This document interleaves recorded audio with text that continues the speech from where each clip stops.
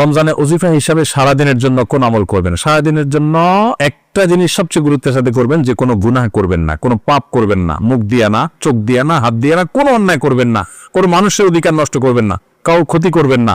সব ক্ষেত্রে সারাক্ষণ চেষ্টা করবেন ভালো মানুষ হয়ে থাকা। এর বাইরে বেশি বেশি কোরআন তেলাওয়াত করবেন। সবচেয়ে বেশি আমল কোরআন তেলাওয়াতের আমল। রমজান মাস কোরআন নাজিলের মাস, সেজন্য কোরআন তেলাওয়াত বেশি বেশি করবেন।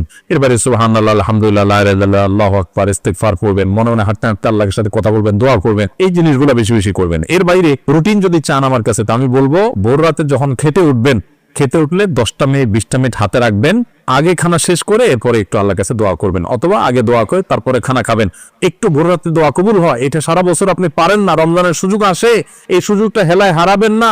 এই টাইমে আল্লাহ তাআলা যেচে যেচে মানুষকে দোয়া কবুল করেন। আমি এর আগে বিভিন্ন জায়গায় বলেছি, বাংলাদেশে একটা প্রসিদ্ধ এবং প্রথম সারির একটা বিজনেস প্রতিষ্ঠানের এক ভাই, তিনি আমাকে তার অফিসে দেখা হওয়ার পর কিছুদিন আগে, আজকেও তাদের অফিসে আমি গিয়েছি একটা কাজে, তো আমাকে দেখা হওয়ার পর বলছে, ভাই একটু আসেন। ওনার অফিসে উনি বসালেন, চা খাওয়ালেন, এরপরে বললেন যে ভাই আপনার একটা আলোচনা থেকে আমার জীবন পরিবর্তন হয়ে গেছে। আমি বললাম কি? আমি বলছি কোনো ভালো কাজ শুরু করছে? উনি বললেন না ভাই, কাহিনী ভিন্ন। কাহিনী হলো আমার এমন এক রোগ হয়েছে, এই রোগের জন্য দেশের সকল ট্রিটমেন্ট তো আমি নিলামই, দেশের বাইরেও বহু ট্রিটমেন্ট করেছি, কিন্তু কোনোভাবে আমার রোগ ভালো হয় নাই এবং আমার ট্রিটমেন্ট হয় নাই। আমি জীবনের আশা ছেড়ে দিছি। এরকম ভয়াবহ পরিস্থিতিতে আমার কোম্পানির থেকে চাকরিও নাই, কারণ আমি কাজ করতে পারি না, অসুস্থ। তো আমি গ্রামে চলে গেছি মরার অপেক্ষা, যে এখন আর বাঁচার কোনো সুযোগ নেই। ডাক্তার বলছে যে শেখ জিকদিন চা খাইতে চান খান, আর কোনো ট্রিটমেন্ট নেই। বলেন যে আমি গ্রামে চলে গেছি, আশা ছেড়ে দিছি, অনেক কষ্ট যন্ত্রণা রোগের কারণে মারা যাব, এরকম একটা অবস্থা। হঠাৎ করে আপনার একটা ভিডিও দেখলাম, ভোর রাতে তাহাজ্জুদের সময়ের দোয়া আল্লাহ ফিরিয়ে দেন না। তখন আল্লাহর কাছে চাওয়া শুরু করলাম, প্রতিদিন ভোর রাতে উঠে কান্নাকাটি, দোয়া, মুনাজাত, খুব চোখের পানি ফেলা। আল্লাহ সবাই যেটা পারে না তুমি সেটা পারো, দোয়া করতে শুরু করলাম। উনি বলেন হঠাৎ করে একদিন তাহাজ্জুদের সময় উঠে খুব দোয়া কান্নাকাটি করলাম, খুব সিজদা করলাম, খুব চোখের পানি ফেললাম আল্লাহর কাছে, চিৎকার করে বাচ্চা পোলা মাধ্যমে কাঁদলাম। বলেন যে হুজুর বিশ্বাস করবেন, ওই দিন তাহাজ্জুদ পড়ে শেষ করার পর থেকে আমার শরীর থেকে সমস্ত রোগ উধাও হয়ে চলে গেছে। আজকেও তার সাথে দেখা করে আসছি আমি। ইন্টারেস্টিং বিষয়, আজকেও ওই লোকের সাথে আমি দেখা করে আসছি, একটা কাজে গেছিলাম তার অফিসে। আজকেও ওই ভাইটা আমাকে বললেন যে ভাই এরপর আমি শুধু সুস্থ হয়েছি তা না, আমি আমার কোম্পানিতে আবার ফিরে আসছি। আগে যে ডিউটি ছিল আমার প্রমোশন হয়ে ডিউটি আমার আরো বাড়ছে, এবং আমার কোম্পানির চেয়ারম্যান সহ সবাই আমাকে আরো বেশি আস্থা রাখে। ওনার সামনে থাকা পিয়ন অন্যান্য লোকদেরকে আমার সামনে দেখে বলতেছে, এই তোমরা বলো আমি আগে যে বদমেজাজে দেখাইতাম, আচার পিচার করতাম, রাগ জাহির করতাম, আমার এগুলো আছে এখন? বলে না স্যার, এগুলো কিচ্ছু নাই এখন। আর শুধু সুস্থ হয়েছে না, আজীবন আমল পরিবর্তন হয়ে গেছে। ভাইরা আমার, এই ভোর রাতের দোয়া বড় গুরুত্বপূর্ণ।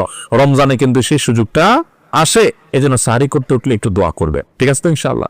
এরপরে ফজর নামাজ পড়ে পারলে একটু তেলাওয়াত করে ইশরাক করে তারপরে দরকার হলে ঘুমাবেন, আর দরকার না হলে নাই। এবং ডিউটিতে যখন যাবেন, ডিউটিতে কোনো ফাঁকি দিবেন না, পথে কারো ক্ষতি করবেন না, কাউকে খারাপ কথা বলবেন না, আজে বাজে জিনিস মোবাইলে দেখবেন না, হারাম থেকে বেঁচে থাকবেন। জোহরের ওয়াক্ত হলে টাইম মতো নামাজ পড়বেন, আবার আসর ওয়াক্ত হলে টাইম মতো নামাজ পড়বেন। বাসায় এসে স্ত্রীর সাথে ইফতার বানানোতে সাহায্য করবেন, শুধু মুছে তাও দিয়ে বসে থাকবেন না যে আনবে আর বসে বসে খাবো। একটু কাজ কাম করবেন। নবী সাল্লাল্লাহু আলাইহি ওয়াসাল্লাম মেয়েদের কাজে সহযোগিতা করতেন। এরপরে আগে ইফতার আগে একটু দোয়া করবেন। ইফতারের পরে সকাল সন্ধ্যার দোয়া দুরুদ ইত্যাদি পড়ে তারাবিতে চলে যাবেন। তারাবিতে সুন্দর করে মনোযোগ দিয়ে কোরআন তেলাওয়াত শুনবেন। তারাবিতে কি পড়েন, হাফেজ সাহেব কি পড়েন সেটা তো আপনি শুনেন, বুঝেন না। এই জন্য একটা বই আমি লিখেছি এবছর, নতুন আমাদের বের হয়েছে, তারাবির সালাতে কোরআনের বার্তা। একটু দেখে নিতে পারেন যাওয়ার আগ দিয়া, যা আজকের তারাবিতে হাফেজ সাহেবরা যে পারা পড়বেন সে পারাতে আল্লাহ কি বলছেন, 3-4 পৃষ্ঠা এখানে দেওয়া আছে। দেখে নিলে আপনার তারাবিতে আপনি আলাদা একটা তৃপ্তি পাবেন। এরপর তারাবি পড়ে এসে যত দ্রুততার সাথে সম্ভব শুয়ে পড়েন, কারণ ভোর রাতে আপনাকে উঠতে হবে।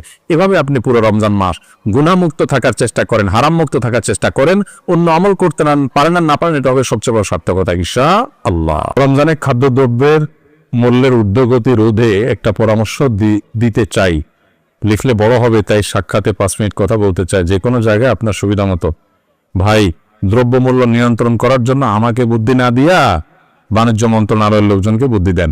আমার হাতে তো ক্ষমতা নেই, আপনার বুদ্ধি আমি কাজে লাগাইতে পারবো না। তো কোন বুদ্ধি দিলে সব 2 নম্বর ব্যবসা সাইজ করা যাবে, এটা তাদেরকে বুদ্ধি দেন।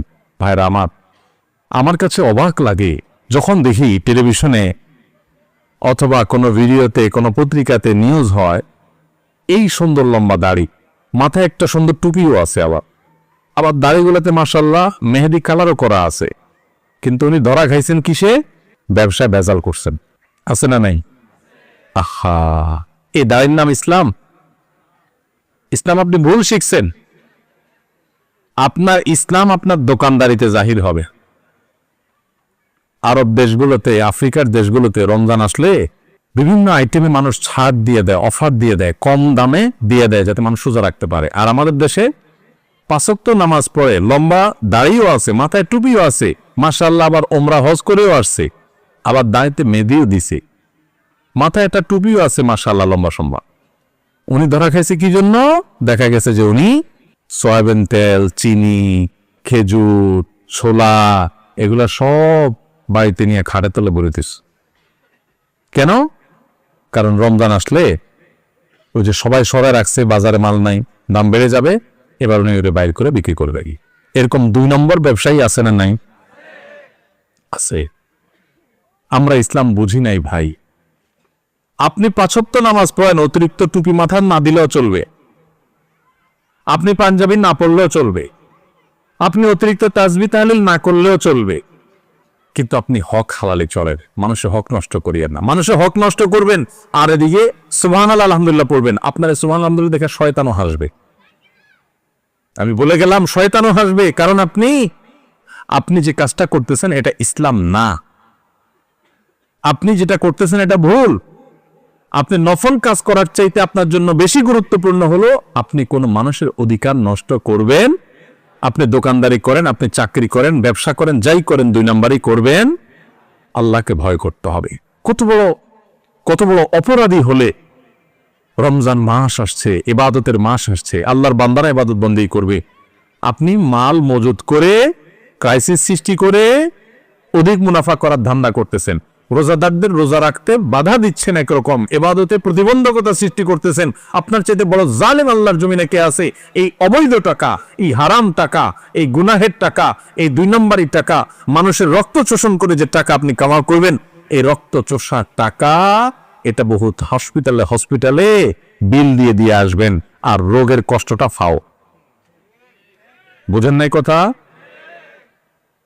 2 নম্বরই টাকা কামাই করবেন, এটা যেভাবে কামাই করবেন ওইভাবে চলে যাবে, আর ফাও রোগের কষ্ট ভোগ করবেন। এখানে যদি শেষ হয়ে যেত তাহলে তো হইতো। এটাই শেষ না, এটা শুরু। আসলটা কিয়ামতের ময়দানে পড়ে থাকছে। এই জন্য আল্লাহর ভয়ে সমস্ত হারাম ছাড়বো তো ইনশাআল্লাহ।